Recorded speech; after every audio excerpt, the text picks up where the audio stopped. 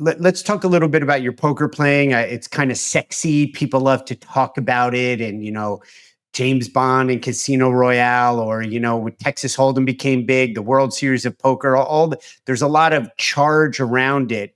But what are like some of the fundamental aspects, characteristics of it that not just for our meeting planner listeners, but for others who, that could serve them, that you could frame up and kind of just give us some virtues there that make sense to be able to glom onto and use in our lives?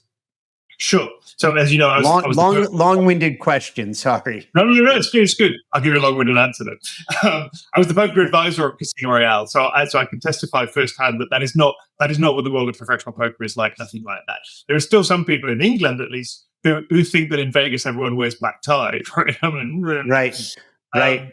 So, and poker is full of that. Like almost every expectation that people have from outside of the game. And I've been doing this job for 20 years, right? I've done 3,000 gigs. So I've seen a lot of people's hands go in the air for their expectations.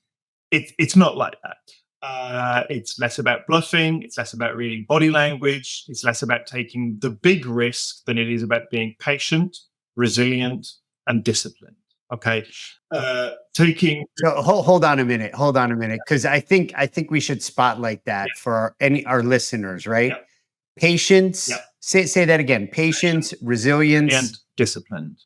So discipline, because if you juxtapose those three ideas, I'm sure there's more than that, right? In today's connected, but everybody's disconnected, fast pace, attention span of a goldfish, stop the scroll, don't stop the scroll world, patience, resilience, and consistency. Yeah. It's kind of like a contrarian way to be. Yeah, and listen, we've mentioned Buddha, right? So let's go back to him.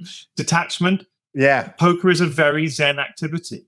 I mean, I sat in the Mirage Hotel Casino in the early 2000s, passing chips across a green bays for 12 hours a day. It's incredibly right. Right? Right. When you're in the space, you are relying very much on your intuition. I mean, there's an enormous amount of maths and data that goes into it.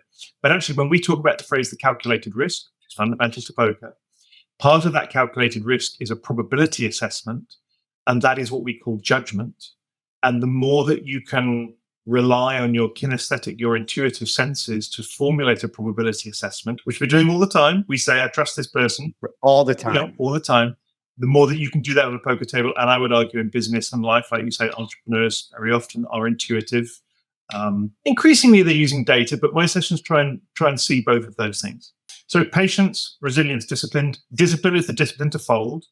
Resilient is the resilience to take risks, do things that won't always succeed, but they were still the right thing to do. It's just that on this occasion, the heart didn't come. It's just that on this occasion, the experiment didn't work. It's just that on this occasion, they didn't buy. Let's learn from it, but that doesn't mean we're doing the wrong thing. And patience is an interesting one that hasn't really had its day, I don't think, as an idea. But in poker, you've got to wait for the right time and opportunity. Right. It's not about forcing it through because you don't like this guy or you think you're due. You've just got to wait for the planets to align. I love that patience hasn't had its day. Well, on this podcast, it will. Right. I will make certain of that.